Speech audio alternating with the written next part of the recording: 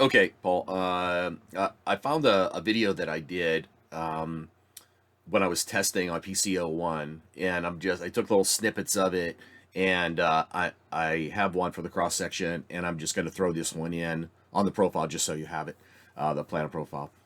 I'm gonna be playing the video and kind of try to pause it because I was going through it pretty fast on PCO1. But I just figured I videoed it. I might as well give it to you. Okay. So I got the a blank drawing, referenced it in the corridor and all the stuff. I created a planet profile. Um, because so the step is, in this blank drawing, you're going to place name boundaries. Name boundaries is what's going to kind of build the sheet. And in this case, we're going to build and use the legend sheet. The first sheet will always be the legend sheet for some reason, unless if you need a full sheet to start. But typically, I think you guys are using level of the legend on the first one. So the first one will always be the legend. And you only ever just do one. So you'll create a name boundary. This is all, I'm covering this, but just to capture it in the video. But this is all documented in that document that I put together, or the workflows or the processes or something, whatever we did last year. So that this is all documented in there. I just figured this would be supplemental. So okay, so let me play this. I'll pause it here and there, just to kind of try to capture some things. So let me get this going here. So go to name boundaries. You're going to do the plan name boundary first. Now, if you look at the pause. Okay, the very first icon is the plan. The third one is the profile name boundary, and then the fourth one is the cross section name boundary. So you'll pick that in terms of the type of sheet you're going to construct. So and then after you do that, this is pretty specific. And it's in that document that I created last year. Is the very first thing is you're going to pick the drawing seed, and the seed in this case is going to be the 50 scale legend. Now we got to clean this up because there's a couple that are little duplicates here.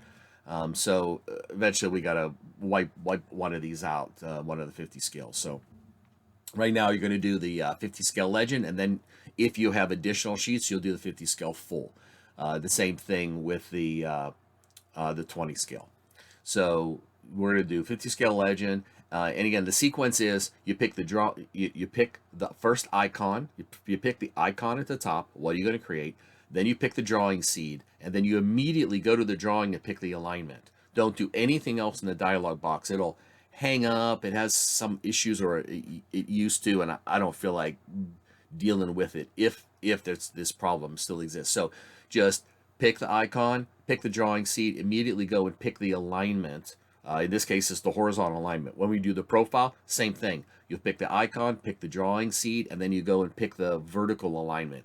Then once it's selected, then go back and go ahead and do some futzing around in the dialog box, and then go back to the drawing and actually create the name boundaries. So let me keep this thing going here. So pick the drawing seed. In this case, it's going to be the 50 scale legend. Once you pick that, immediately you're going to go to the drawing. Don't try to get back into the dialogue, and just hover over it. Make sure you're picking the alignment. Look at that tooltip. Once it's selected, you just right now just go right back and give it a group name. Give it something intelligent. Everything else really should be set up okay. But again, the sequence is pick the name, the drawing seat, go pick and then pick the alignment itself. Now, the start location and stop location, it's based on the stationing of the geometry. So you can set the start station, if the alignment starts much earlier, like it does in this case. Now, here I actually set the stop location. I actually don't think it applied to it because the length was still set to 900. So I think it overrode the stop location and it held the length. So just be aware of that. Right now in this case, you probably set the start location and then let the length ride the rest, because the length is set up to fill the sheet on a legend. So then once it's picked, then you go ahead and just acknowledge that, click that, accept the name boundary, and it should, the name boundary should appear in there. And again, with a legend, you're only ever creating one. You can see that, I think eventually this name boundary will appear there. Once you data point to accept that, then the name boundary tool disappears. That means that thing is created. Once it's created, always go back to the name boundary manager in that little dialog launcher and just verify that. Yeah, so you should know if you have one sheet. If you pick it, it highlights it over there. So the next thing is, I'm kind of something, I did something really faster I want to circle back on. Okay, so the next thing is you're going to do the profile. So you go back to create the name boundary tool, set it to the third icon profile, set the drawing seed, immediately pick the vertical, and then you'll go back and just verify the settings in the dialog box. And in this case, we want to make sure that the method is from plan group because it's based on the plan name boundary.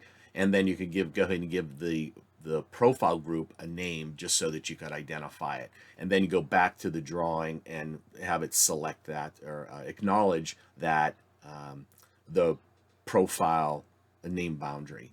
And then from there you could move on. So you're going to select the legend, 50 scale legend, and then immediately go and pick the geometry. And there was something came up here. I think something. There was some reference because I was testing this and created sheets and deleted sheets, and so there was something project-wise had to resolve on the geometry there or on a reference file. So I just let it do its thing. It was fine. Again, I hover over it. Always check the tooltip. Make sure you got the geometry.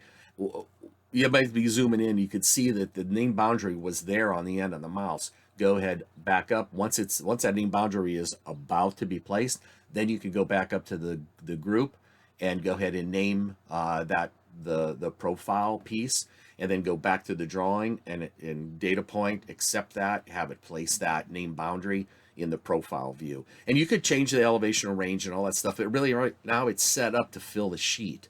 So if for some reason you have to modify that, go ahead, but just realize that the sheet seed is set up to be able to do that automatically.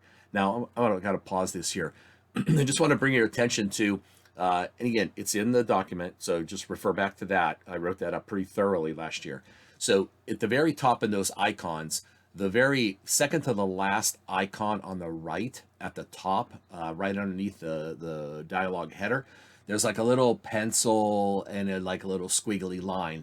That brings up the tool that actually shows you the sheet creation settings. You definitely want to have that on. If you don't have that on, it's just going to bang. It's going to go ahead and create the sheets. It's not going to give you an opportunity to verify the setting. So always toggle that little switch on, and I did it really quick. If you back up the video, when we do the plan, I as soon as I open that up, I always click it on. It's clicked off by default, so you always have to turn that thing on. So I just verified that the plan groups are there, and the plan says link to profile group. So again, you could see that I kind of went up there just a bit, and then went over to the create the plan of profile sheets. So let me. I'm gonna back up just a bit. Back to where I was. It went a little too fast for me.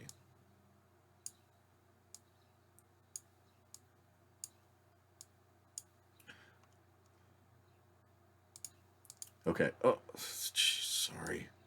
Okay. So you can see there where my mouse is going up to that thing because I just have just a muscle memory of going to make sure that's clicked on.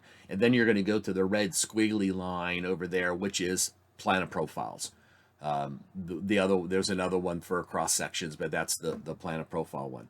So as soon as you do the plan of profile one, it's like bang, it go ahead, it brings up this create drawing. If you don't have that 1 second icon on to the far right, this is not going to come up.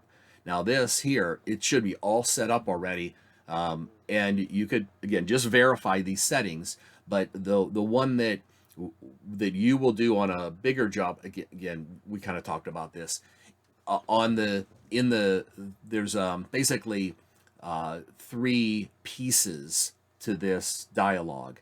The middle piece is where the drawing models are, and there's a grayed out file name right now with a toggle on it, toggle box. If you don't toggle this on, it creates a drawing model in this design model. And then the section below that, same thing, is the sheet model. If you don't toggle that on and specify another drawing, it's going to create the sheet model in the same design model. And that's what we did during the testing. Just for convenience, it's a small job. It's one sheet, you know. We just put the design model in the drawing model and sheet model in the same thing with the same DGM with the design model. But again, going back to that document, what you would normally be doing on a bigger job is separating the drawings and the sheets from the design models. So you just check that on, create a new drawing under that file name. On the right side where the drawing model for the profile is, you would just check that on and browse to the same drawing model that with the plan is going to. We want the plan and profiles in the same drawing model. They can be separated, but we're putting them in the same one just as a standard. And then the sheet model, same thing. We want to put the sheet models in the O3 Sheets folder. Click that on, click New, create a new sheet model so that it separates that. Now at the very top of this, there's an option here, toggle right under the mode, plan and profile, right at the very top. It says one sheet per DGN. So if that's toggled on, that's where you have the capability to separate the sheets into separate DGNs. If you want to have, you have a big job that's going to have 10 sheets and you want to have multiple people working on them at the same time, then it might be a good idea to separate those sheet models so that people could be working on those individually. So this one by default we have it off, which means all the sheet models, all the sheets are going to go into the same DGN file. Okay, so then this is just verify these settings, browse out or create any other separation that you want for the drawing models and sheet models, and then just click OK. Everything else should really all be set up. And then just click OK, and it creates a sheet.